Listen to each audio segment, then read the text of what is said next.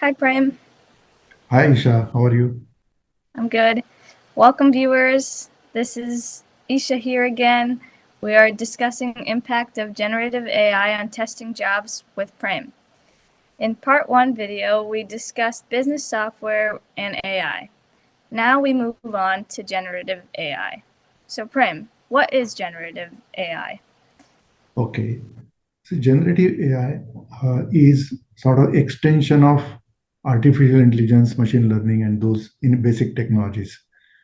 Just to give you an example, a girl reads novels and reads poems, and she is able to create her own poems, which are totally new and different.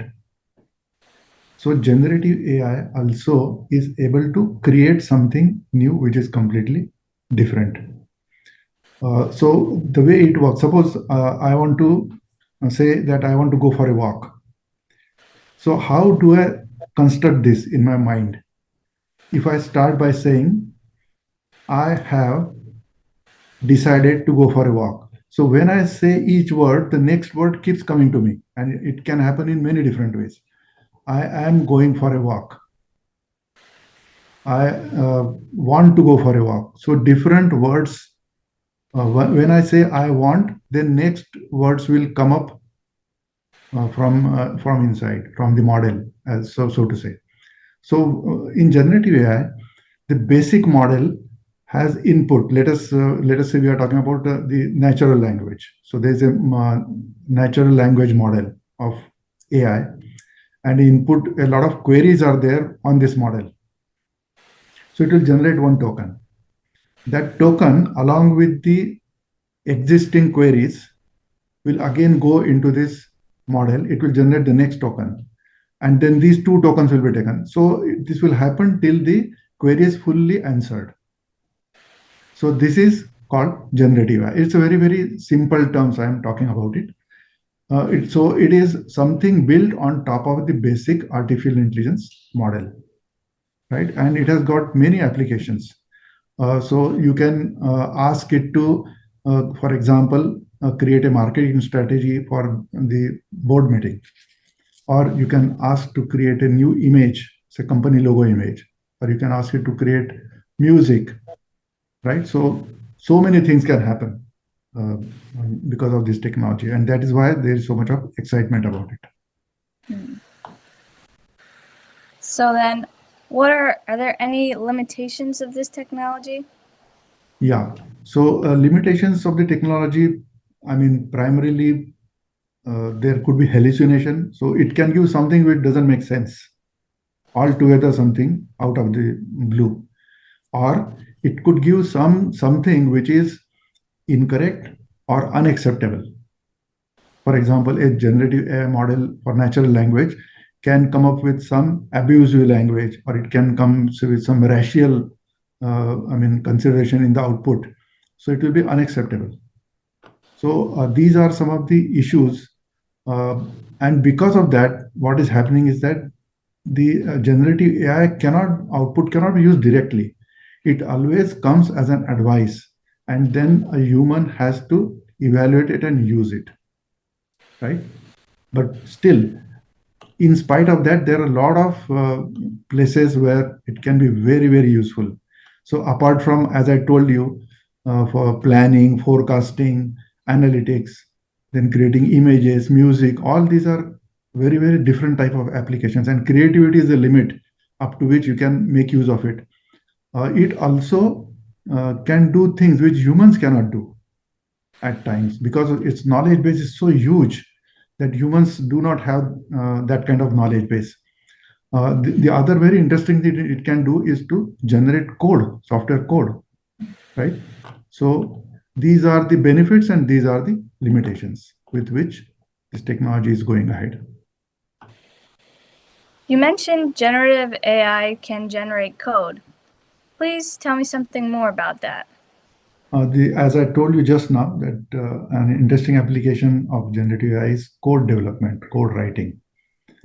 The way generative AI can create a response in a human fashion, and it has got a base of perhaps the whole of internet information in the text and language form is available to it.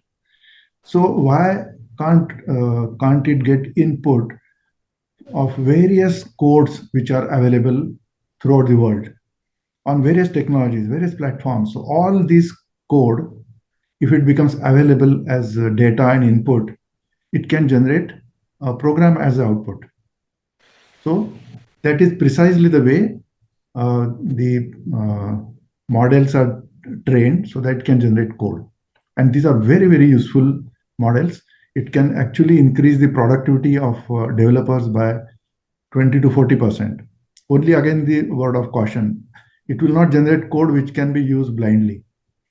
A developer has to understand it, weigh it, and then utilize it, because there could be hallucination, there could be all those issues which are there, bias or inaccuracy, all those problems may be there. But it can really help the developer to do something which is in a much more productive way.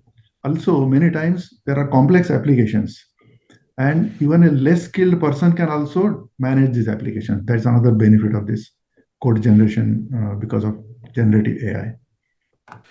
And all this put together, the business that we are looking for in 2024 is $70 billion of business compared to $700 billion of business of traditional software.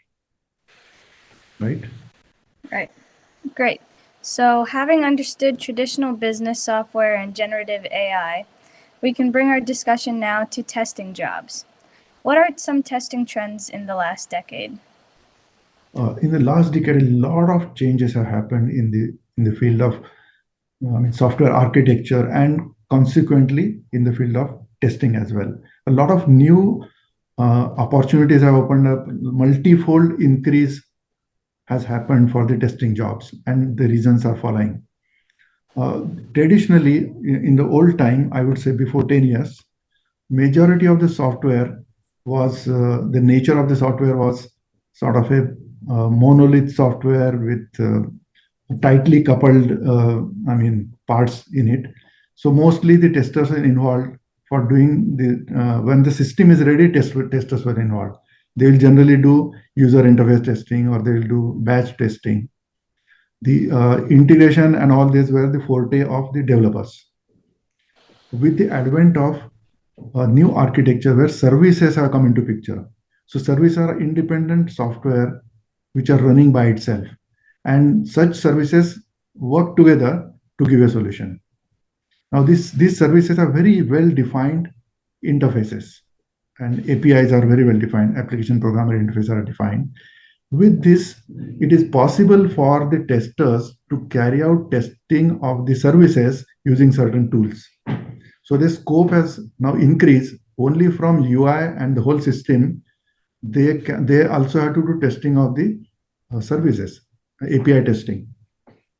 Then another additional thing which has happened is that more and more of regression testing is being automated. So test automation has become very prevalent. So that is additional task testers have started doing. There is a lot of development and progress happened from the time software gets developed till it gets deployed in production.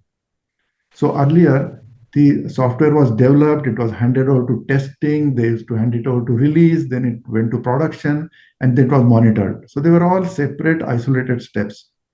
But with the advent of DevOps, all this can become seamless with a lot of tools and products available in this area. And testers contribute as much as developers contribute in this chain of taking a software from development up to production and monitoring. So you see, a lot of scope increase has happened for the testers in their job over the last decade. Great. So, having discussed various aspects of traditional software, generative AI, latest trends in testing, how is testing job scenario, how likely is it to pan out in the coming years? Generative AI is coming up and opening new additional areas in the domain of software. it's not at all curtailing the existing software, because the business have to run and they still have to keep on depending on the software. That is not going to change. The generative AI is going to add additional opportunities for businesses to do something new, right? So to that extent, the software testing jobs will not be directly impacted. Only the impact may come when we talked about software code generation, where some productivity will improve. Similarly, test automation, some productivity improvement will happen. So that part will be slightly impacted. But the overall picture doesn't change very drastically. And the overall, what we are seeing is that this generative AI or artificial intelligence, it requires totally different way in which software has to be developed and dealt. Skills are not available. So it is not that it is going to grow so fast that the other software become redundant. That's not going to happen. Resources are not available. Then companies also are watchful. Is it going to add value to their business? Are they prepared to add budget? So these are all things to be seen.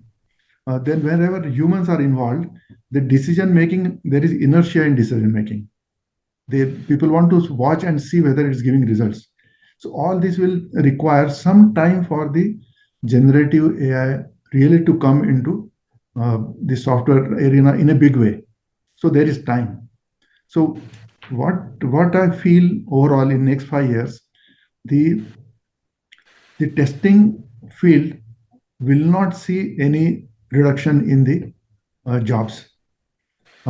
This, even though the code generation is happening, uh, it is finally testing is involved. Even if the code is generated automatically, it has to be tested. There is no escape from that.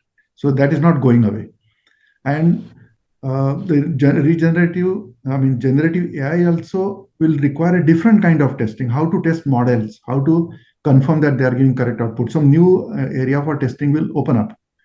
Only thing that testers have to really think about is that they are getting some additional time to upgrade their skills, so that in the coming future, beyond 5 and 10 years, they don't become redundant. They have to keep themselves upgraded. That's what they have to be careful about. Great. So, in conclusion, what you are saying is generative AI is an upcoming promising field. There is a lot of eagerness to embrace it, but it is going to take its own time to get established. There is plenty of opportunity for testers now and in the future. Of course, testers need to keep upgrading their skills with the time. Okay, thank you, Isha, for this discussion, and I hope viewers will benefit from the discussion. Thanks, Prem. Prem Apte explains testing basics in a series of Q&A videos. These are based on the book Software Testing, Job Ready in 80 Apte. Feel free to suggest a topic of your interest in software testing basics that you would like to know more about. Please use this link.